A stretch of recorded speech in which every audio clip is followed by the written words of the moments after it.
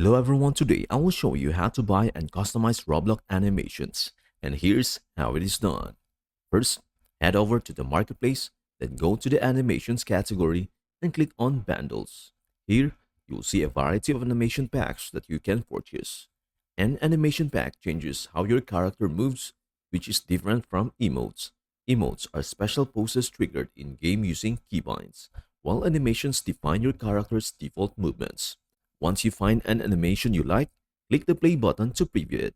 I already have some animations, so I will go over to my avatar settings. Under animations, you can customize how your character moves by clicking on each category like idle, how your character stands, walk, run, fall, jump, swim, and climb.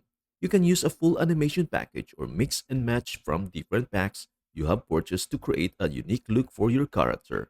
To check what it looks like, just right click on it and click Open Link in a new tab. Then you can now watch the preview.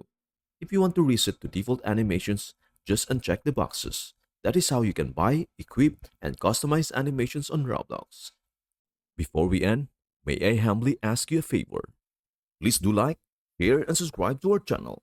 This means the world to us. Thank you so much for watching. We hope to see you in our next video.